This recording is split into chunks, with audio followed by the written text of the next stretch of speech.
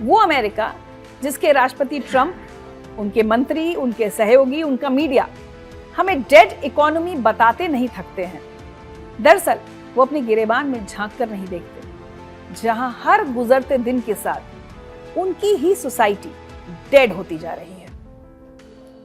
कहने को तो अमेरिका सुपर पावर है।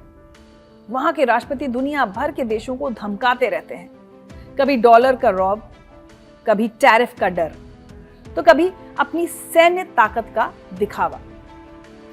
लेकिन अमेरिका के लोग अंदर से कितने खोखले हैं, ये बार बार देखने को मिलता है। स्कूल, पार्क, मार्केट्स और मॉल्स में अंधाधुंध गोलीबारी, सरेराह कत्लेआम, लूटपाट, हिंसक झड़पें, हकीकत में यही अमेरिका की असली तस्वीर है। अभी कुछ ही दिन पहले अमेरिका के नॉर्थ कैरोलिना में 23 साल की इरीना की एक अपराधी ने ट्रेन में बेरहमी से चाकू मारकर हत्या कर दी। इस घटना की सीसीटीवी फुटेज हैरान और परेशान करने वाली है। मूल रूप से यूक्रेन की रहने वाली इरीना 22 अगस्त की रात करीब 10 बजे ट्रेन में सवार हुई। उनके पीछे 34 साल का डिकार्लोस ब्राउन जूनियर बैठा था, जो घात लगाकर अटैक करने का मौका तलाश रहा था। और कुछ ही देर बाद उसने चाकू निकाला और इरीना की गर्दन पर वार कर दिया। हैरानी की बात यह है कि ट्रेन में उस वक्त कई लोग आसपास मौजूद थे, लेकिन किसी ने मदद नहीं की, किसी का दिल नहीं पसीजा, कोई इरीना को बचाने के लिए आगे नहीं आया। सभी अपनी जगह पर बैठकर ये सब कुछ देख रहे थे और उनकी आंखों के सामने इरीना ने दम तोड़ दिया। यूक्रेन और रूस के बीच जारी युद्ध के दौरान कई लोग अपनी जिंदगी बचाने के लिए दूसरे देशों में जाकर बस रहे हैं। इरीना भी इन्हीं में से एक थी, लेकिन खुद को दुनिया का रहनुमा बताने वाले अमेरिका में उसकी जान चली गई। इरीना अकेली प्रवासी नहीं है जिनकी अमेरिका में हत्या की गई है। इस लिस्ट में कई भारतीय भी शामिल हैं। अभी 2 दिन पहले 10 सितंबर को अमेरिका के डैलस में भारतीय मूल के मोटेल मैनेजर चंद्रमौली नागमलैया की हत्या कर दी गई, वो भी सिर्फ वॉशिंग मशीन को लेकर हुए विवाद में। चंद्रमौली मूल रूप से कर्नाटक के रहने वाले थे और लंबे वक्त से वो परिवार के साथ डैलस शहर में रह रहे थे। 10 सितंबर की रात मोटेल में उनकी अपने सहकर्मी कुबोस मार्टिनेज से कपड़े धोने को लेकर कुछ कहासुनी हो गई। चंद्रमौली ने उनको खराब वॉशिंग मशीन का इस्तेमाल करने से मना किया। इतनी सी बात पर मार्टिनेज आग बबूला हो गया और उसने धारदार हथियार से चंद्रमौली का गला काट दिया। ये सब हुआ चंद्रमौली की पत्नी और उनके 18 साल के बेटे के सामने। इस घटना का सीसीटीवी फुटेज इतना विभत्स है कि हम आपको दिखा भी नहीं सकते। अब आप सोचिए उस 18 साल के बच्चे पर क्या गुजर रही होगी जिसके पिता को उसकी आंखों के सामने कत्ल कर दिया। उस पत्नी का क्या हाल होगा जिसने इस खौफनाक मंजर को अपनी आंखों से देखा है। गहराई से सोचने वाली बात है कि कोई इतनी सी बात पर किसी के साथ ऐसा कैसे कर सकता है। लेकिन ये हुआ है ट्रंप के अमेरिका में। अभी हाल ही की बात है, हरियाणा की जींद के रहने वाले कपिल की अमेरिका में गोली मारकर हत्या कर दी गई। कपिल के पिता ने बताया कि परिवार ने बहुत मुश्किल से 45 लाख रुपए जुटाकर बेटे को डंकी रूट से अमेरिका भेजा था, जहां वो एक स्टोर पर सिक्योरिटी गार्ड की नौकरी कर रहा था। 5 सितंबर को कपिल अपनी ड्यूटी पर था। उसी दौरान एक अमेरिकी शख्स खुले में पेशाब कर रहा था। कपिल ने उसे ऐसा करने से मना किया तो उस व्यक्ति ने कपिल पर गोली चला दी। गोली लगने के बाद कपिल जमीन पर गिर पड़ा और उसकी मौत हो गई।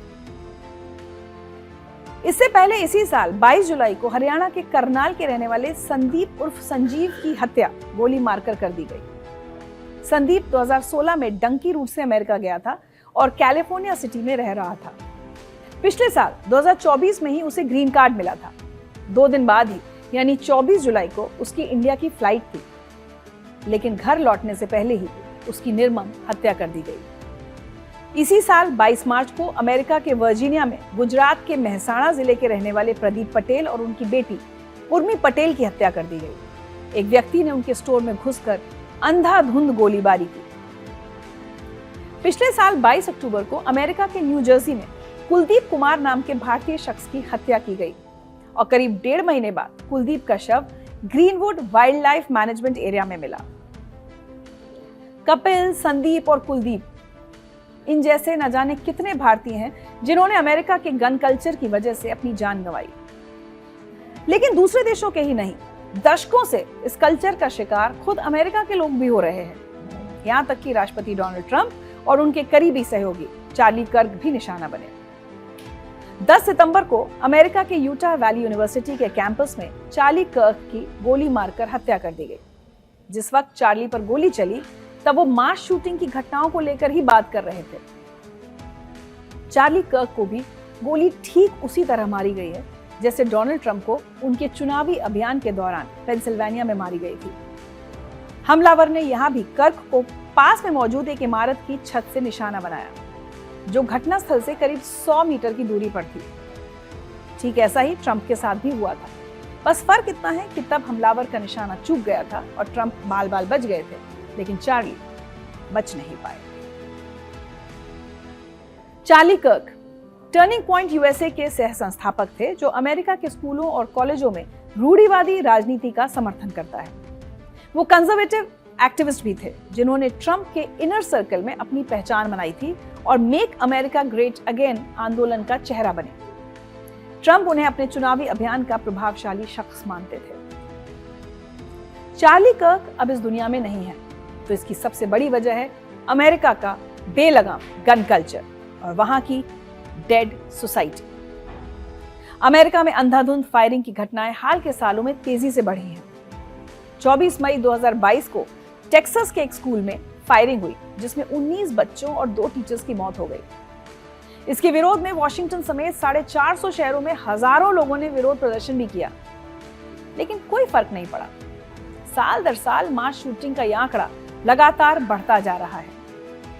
इसी साल 2025 की बात करें तो 31 अगस्त तक मास शूटिंग की 309 घटनाएं हो चुकी हैं, जिसमें 302 लोगों ने जान गंवाई और 1354 लोग घायल हुए।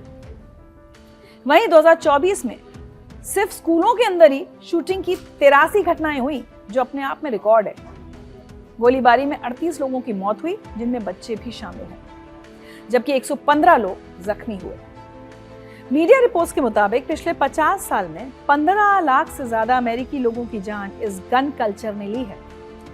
अमेरिका की जनसंख्या लगभग 33 करोड़ है, लेकिन हथियारों की संख्या 40 करोड़ से ज्यादा है।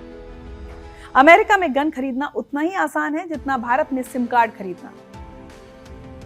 नियमों के मुताबिक अमेरिका में राइफल या छोटी बंदूकें खरीदने के लिए उम्र सिर्फ 18 साल होनी चाहिए। दूसरे हथियारों जैसे हैंडगन खरीदने के लिए उम्र कम से कम 21 साल होनी चाहिए। लेकिन बात सिर्फ उम्र की नहीं है, बल्कि इसका मुख्य कारण है हथियारों का आसानी से मिल जाना। आपको किसी भी गन स्टोर पर जाना है, आईडी प्रूफ दिखाना है और आपको गन मिल जाएगी। अगर ये कहा जाएगा कि अमेरिका में बंदूक खरीदना ऐसा है जैसे हमारे देश में फल और सब्जी खरीदना, तो गलत नहीं है। लेकिन बड़ा सवाल यह है कि अमेरिका 230 साल बाद भी अपने इस गन कल्चर को खत्म क्यों नहीं कर पा रहा है। तो इसकी 2 वजहें हैं। पहली, कई राष्ट्रपतियों से लेकर वहां के राज्यों के गवर्नर तक इस कल्चर को बनाए रखने की वकालत करते रहे हैं। दूसरी, गन बनाने वाली कंपनियां यानी गन लॉबी भी इस कल्चर के बने रहने की प्रमुख वजह है। 2019 की एक रिपोर्ट के मुताबिक अमेरिका में 63,000 लाइसेंस्ड गन डीलर थे, जिन्होंने उस साल अमेरिकी नागरिकों को 83,000 करोड़ रुपए की बंदूकें बेची थी। अब आप खुद अंदाजा लगा लीजिए कि अमेरिका में हथियारों का कारोबार कितना बड़ा है और हथियार रखना कितना आसान। इसीलिए अमेरिका में खुलेआम हथियारों का इस्तेमाल धड़ल्ले से होता है।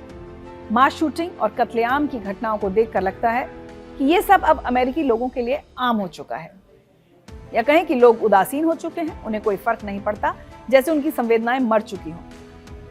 इसीलिए हम कह रहे हैं कि अमेरिका की सोसाइटी डेड हो चुकी है।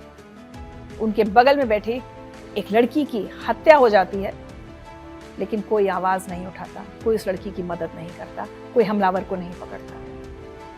तो हम पर उंगली उठाने से पहले अमेरिकी राष्ट्रपति और वहां के मीडिया को खुद की तरफ देखना चाहिए। इसलिए हम आज ये कह रहे हैं कि अमेरिकन नेताओं और मीडिया के लिए ये बेहतर होगा कि वो हर बात पर भारत को उपदेश देने के बजाय अपने देश की स्थिति पर ध्यान दें।